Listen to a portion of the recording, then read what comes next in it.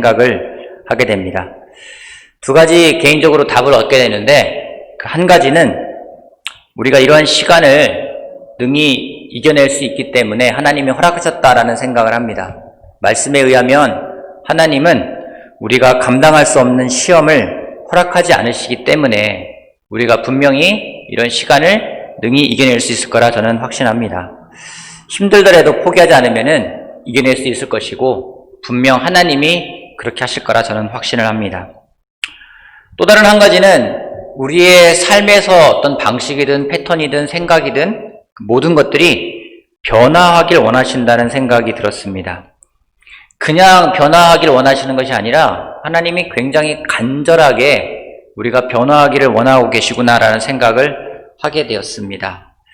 PPT 화면 좀 잠깐 보여주시겠습니까? 아까 보여준 화면일 텐데, 올해 2021년 저희 대한민국 그리스도의 교회는 같은 주제로 시작을 합니다. 변화라는 주제를 가지고 대한민국에 있는 모든 그리스도의 교회가 올해를 시작을 합니다. 그래서 앞으로 이번 1월 한 달간 4주 동안에 변화가 무엇이고 또 무엇을 어떻게 변화시켜 나갈 것인지에 대해서 같이 배워보는 시간을 갖도록 하겠습니다. 우리 로마서 12장 말씀 같이 보도록 하겠습니다. 로마서 12장.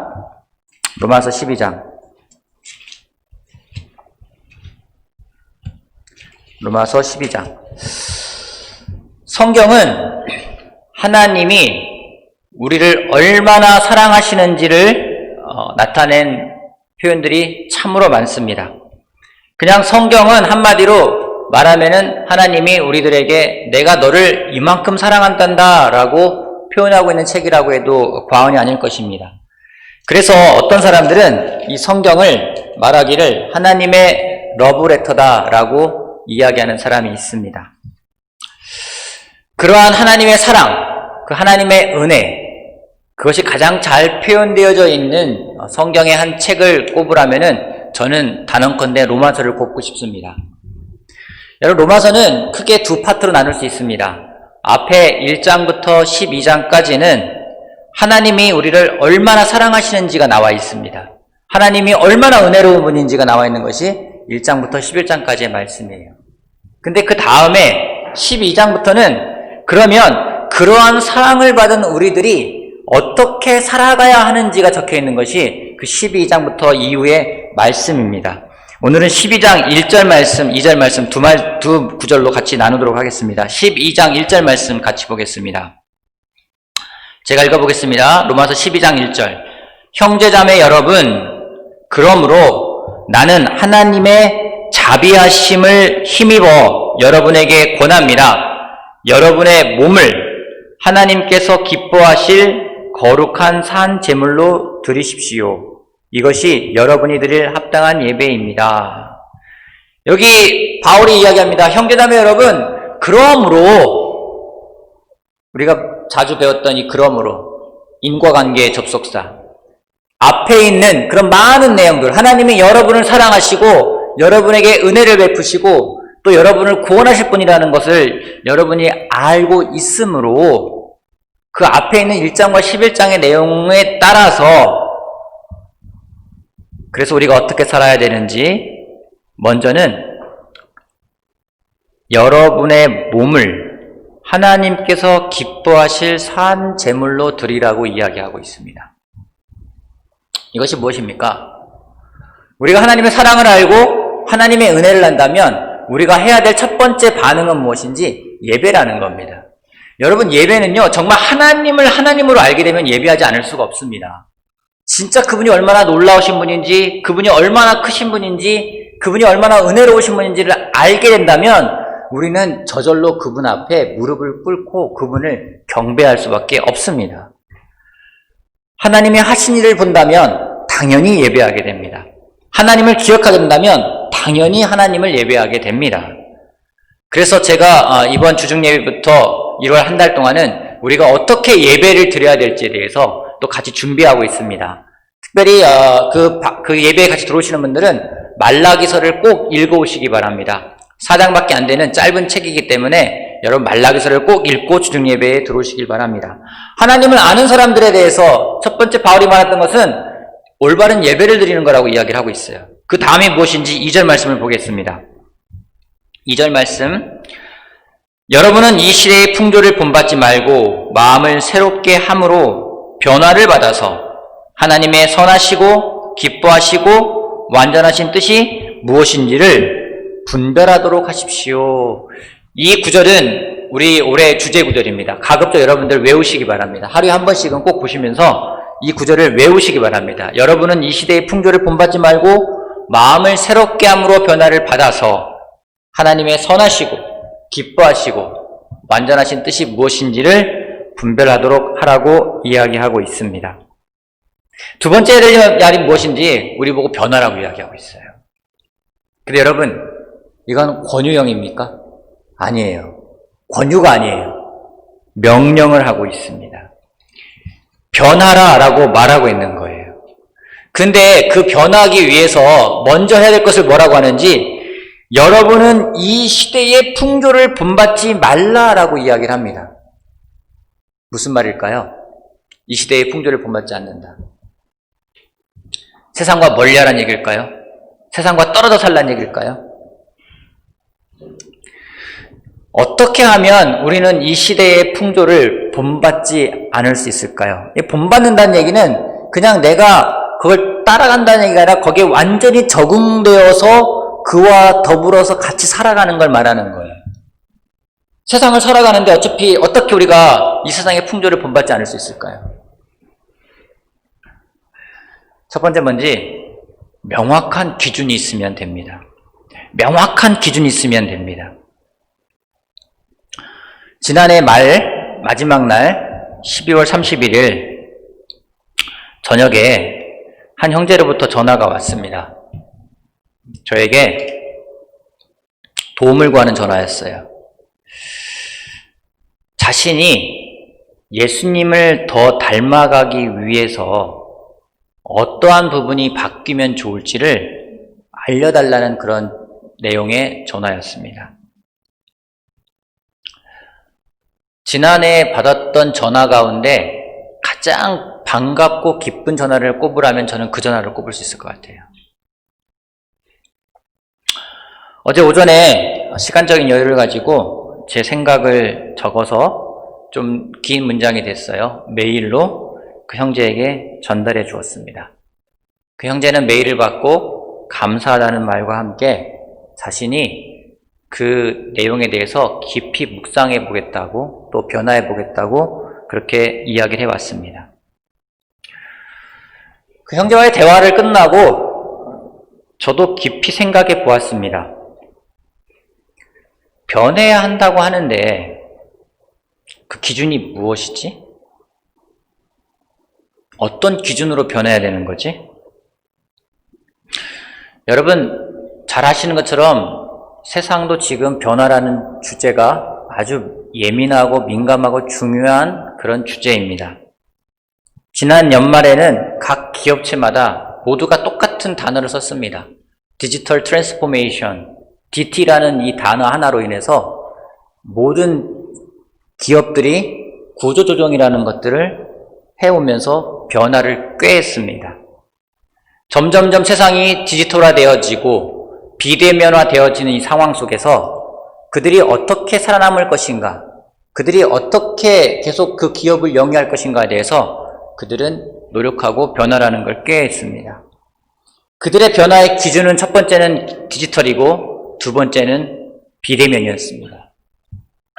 그들의 변화의 목적은 생존이었습니다. 오늘 여러분의 변화의 기준은 무엇입니까? 오늘 여러분의 변화의 목표는 무엇입니까? 우리가 제자가 될 때 변하겠다고 제자가 됐어요. 그때 그 변화의 기준은 예수님이었습니다. 변화의 목표가 무엇이었습니까? 내가 제자 훈련 받아서 예수님처럼 되겠다라는 것이 우리 변화의 목적이었고 목표였습니다. 그 형제의 전화를 받고 생각하면서 개인적으로 내가 이것을 잃어버렸구나라는 생각이 들었습니다. 뭔가 변해야 된다. 변해야 된다. 변해야 된다. 세상도 변해야 된다. 변해야 된다. 변해야 된다. 이야기를 하니까 저도 변해야 된다. 변해야 된다 생각만 있었지 어떤 기준으로 어떤 목적을 가지고 어떤 목표로 변할 것인지에 대해서는 왠지 세상이 주는 그 변화를 따라가는 어느덧 내 자신이 이 시대에 이 세대의 풍조를 본받고 있다는 생각이 들었습니다. 그래서 머리를 한 대 얻어맞은 기분이었어요. 어제 저를 잘 알고 있고 또 저를 도와주고 있는 몇몇 형제들에게 전화를 해서 저도 같은 질문을 던졌습니다. 내가 더 예수님을 닮아가기 위해서 어떤 부분이 변화가 되면 좋을지를 저에게 알려달라고 또 저를 도와달라고 제가 전화를 했습니다. 혹시나 어제 전화를 못 받았다고 서운해하시는 형제 자매들이 없기를 바랍니다. 혹시 이 설교를 듣고 계신 분들 가운데 제가 예수님을 닮아가기를 원해서 더 변화되어야 된다는 부분이 있다라고 생각되어지시는 분들은 언제든지 저한테 연락을 주십시오. 메일도 좋고 문자도 좋고 전화해도 좋고 뭐 그 어떤 방법이든 좋습니다. 주저하지 마시고 저에게 알려주시기 바랍니다. 여러분 제가 이 말을 하지만 제 마음은 떨려요. 어떤 말들이 들어올지 개인적으로 기대가 되기도 하지만은 한편으로는 힘들고 어려울 걸 알기 때문에 이렇게 내뱉는 말이 떨립니다. 어제 이 문장을 이 설교 내용에 넣을까 말까 고민하면서 넣은 내용입니다. 하지만 변하고 싶습니다. 예수님처럼요. 목적 그거 아닙니까? 이 세상을 살아가면서 내가 좀 더 지혜롭게 살겠다, 좀 더 내가 여유 있게 살겠다, 내가 좀 더 풍요롭게 살겠다, 내가 좀 더 좋은 사람이 되겠다가 아니라 우리의 목적은 like Jesus, 예수님처럼 되는 거였어요. 예수님처럼 사랑하고 예수님처럼 믿음을 가지고 예수님처럼 사람들을 대하겠다고 했던 것이 우리 제자의 목적이었습니다. 세례를 받아서 우리 죄가 용서받고 새로운 사람으로 시작하게 된 그 기준과 목적이 무엇이었는지 다시 예수님을 닮아서 내가 나 자신을 죽이고 변화하겠다라는 거였습니다. 여러분 그것을 잃어버리지 않는다면 또 그것을 잊어버리지 않는다면 우리는 이 세대의 풍조를 본받지 않고 오히려 예수 그리스도를 본받아서 참된 변화를 가져갈 거라 저는 확신합니다. 여러분 오늘 여러분의 변화의 기준은 무엇입니까? 변화의 목적은 무엇입니까? 변화의 동기는 무엇입니까? 다시 한번 여러분 생각해보고 그 부분에서 정말 예수님을 닮아가기로 변화되기로 결정하는 우리들이 되길 바라겠습니다. 그 변화의 출발점이 무엇입니까? 이 세대의 이 시대의 풍조를 본받지 말라라고 한 다음에 마음을 새롭게 함으로 변화를 받으라고 이야기를 하고 있어요. 변화의 출발점이 무엇인지 마음을 새롭게 하래요. 누구 마음입니까? 내 주변에 있는 사람들의 마음입니까? 아니에요. 내 마음부터 새롭게 하라는 거예요. 변화의 출발점은 바로 나 자신이라는 겁니다. 제가 어리석게도 때로는 일산제자그리스 교회를 인도하고 섬기면서 교회를 변화시켜야 되겠다. 사람들을 변화시켜야 되겠다. 그런 마음으로 임했던 때가 참 많습니다. 지금 돌아보면은 그 얼마나 어리석은 행동인지 모르겠어요. 가장 중요한 것은 나 자신이 변화되는 것. 나 자신부터 시작하는 것.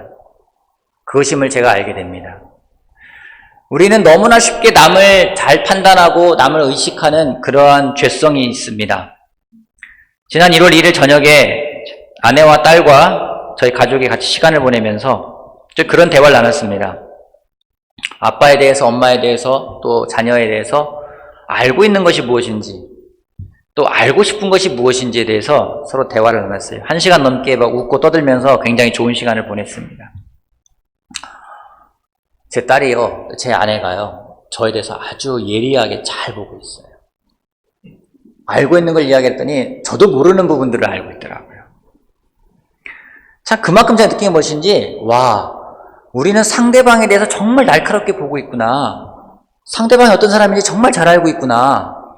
그런데 나는 얼마나 알고 있지?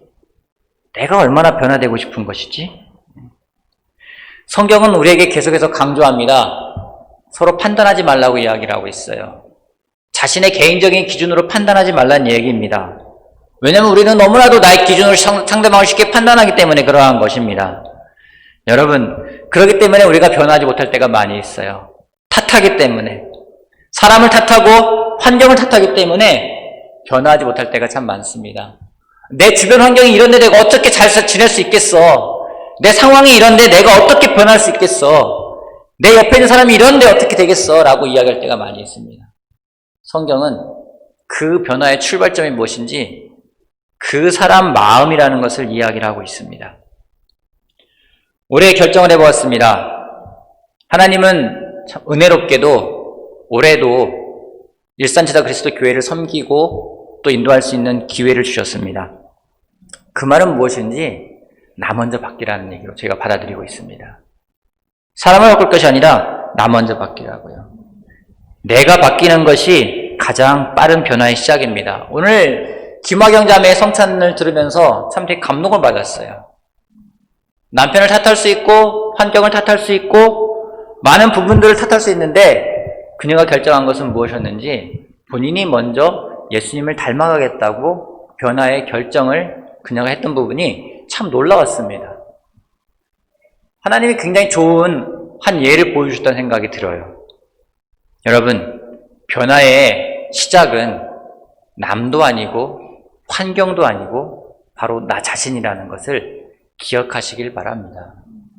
내가 바뀌면 주변도 바뀝니다. 하지만 주변이 바뀐다고 내가 바뀌는 것은 아닙니다. 성경은 그 변화의 시작, 그것을 마음을 새롭게 하는 거라고 이야기하고 있습니다. 저는 이 설교를 듣는 우리 모두가 정말로 그러한 나부터 변화되고자 하는 그런 욕망과 그런 마음과 그런 목표를 가져가기를 바라겠습니다. 이런 변화가 되었을 때 어떤 일이 벌어지는지, 그렇게 변화되었을 때 하나님의 선하시고 기뻐하시고 완전하신 뜻이 무엇인지를 분별할 거라고 이야기를 하고 있습니다. 이 부분을 현대어 성경은 이렇게 표현하고 있습니다. 그렇게 되면 하나님의 방법이 실제로 얼마나 행복을 가져다 주는 것인가를 여러분의 경험을 통해서 알게 될 거라고 이야기를 하고 있습니다. 변화된 마음이 되었을 때, 내가 정말로 변화되었을 때 어느 것이 옳은 것인지 올바른 분별력을 가진 삶을 살아갈 수 있다고 성경은 이야기하고 있어요. 여러분, 이 분별력이라는 건 굉장히 중요합니다. 제가 항상 기도할 때마다 하는 것이 그거예요. 하나님, 저에게 분별력을 주십시오. 어떤 형제 자매를 위해서 기도할 때마다 제가 이야기를 합니다. 하나님, 그 형제가 그 자매가 정말로 하나님이 주시는 그 분별력을 가지며 살아갈 수 있게끔 도와주십시오라고 제가 이야기합니다. 왜요? 세상이 정말 헷갈려요. 어느 게 옳은 건지 이제는 모르게끔 헷갈립니다. 우리 아이들이 분별력을 가지며 살아가는 저는 세상이 되기를 바랍니다. 근데 세상은 그렇게 되지가 않고 있어요. 한 예를 들어볼까요? 대한민국에 더 이상 이제 간음죄라는 건 없습니다. 서로 마음만 맞으면, 서로 동의하면 누구와 성관계를 가져도 괜찮다는 것이 지금 세상입니다. 성의 분별력이 없습니다. 남성, 여성이 아니라요, 이젠 중성도 생기고요. 어떤 그냥 남성을 좋아하는 것, 여성이 여성을 좋아하는 것, 같은 이성애자, 아니면 동성애자, 그 다음에 변태성욕자까지도 모든 것이 인정되는 세상이 돼버렸어요. 학교에서 그렇게 가르칩니다. 무슨 분별력으로 살아가겠습니까? 어떻게 이 세상을 분별력으로 살아가겠습니까? 정말로 하나님의 뜻에 맞추어서 예수님을 닮아가고자 나부터 변화되지 않는 삶을 살아간다면은 이 세상의 풍조를 본받으면서 우리들도 분별력 없이 살아갈 거예요. 그게 성숙한 것 같고, 그게 정말로 더 많이 포용하는 것 같고, 그런 마음으로 살아가게 될 것입니다. 우리 그걸 원하는 게 아니잖아요. 무엇이 정말 올바른지를 분별하고 그대로 살아가기를 원하는 것이 바로 우리들 한 명 한 명일 것입니다. 그렇다면은 우리가 그 예수님을 닮아서 더 변화되어야 합니다. 변화되지 않으면은요, 우리는 세상에 동화되어 살아갈 겁니다. 무엇이 옳은지 그른지 분별하지 못하면서 살아가게 될 것이라는 말씀입니다. 그러한 삶은 하나님이 원하시는 삶이 아니에요. 하나님의 선하시고 기뻐하시고 완전하신 뜻이 무엇인지를 분별하면서 내 삶 속에서 살아간다면 우리는 그때 느낄 거예요. 하나님이 주시는 그 놀라운 축복이 무엇인지를 우리는 분명 느낄 것입니다. 여러분, 2021년 새로운 해, 인간들이 만들어 놓은 시간이고 기준이지만 그래도 하나님이 허락하시고 그 섭리에 따라서 움직이는 그 시간이 오늘 우리들에게 주어졌습니다. 무엇을 하시겠습니까? 변화하자고 이야기하고 싶습니다. 단순히 조금 더 좋아지는 것이 아니라 완전히 새로운 존재가 되는 거예요. 예수님처럼 되는 걸 말하는 겁니다. 그분처럼 사랑하고, 그분처럼 교제하고, 그분처럼 예배하고, 그분처럼 같이 살아가는 그 삶이 우리들이 꿈꾸는 변화의 기준이고 목표고 또 우리의 그 출발점이 나라는 것을 다시 한번 기억하길 바랍니다. 그런 변화가 가져갔을 때 우리는 이 세상을 살아가면서 결코 흔들리지 않을 것입니다. 이 세상을 살아가면서 무엇이 옳은지 무엇이 그른지 우리가 명확히 알기에 결코 흔들리지 않고 하나님의 기뻐하시고 선하시고 완전하신 뜻대로 살아갈 수 있을 거라 저는 확신합니다. 2021년 하얀 소해라는 얘기도 합니다. 신축년이란 말도 씁니다. 저는 2021년 변화의 해라고 여러분들에게 선포하고 싶습니다. 여러분, 2021년은 많은 해가 될 수 있겠지만 진짜 나부터 변화되는 그런 변화의 해가 되기를 바라겠습니다. 올 한 해 여러분 가정에, 여러분 삶에, 여러분의 모든 생활 가운데 하나님의 인도하심과 하나님의 축복과 하나님의 은혜가 정말 가득하고 풍성하기를 온 마음으로 제가 축복합니다. 말씀 마치겠습니다.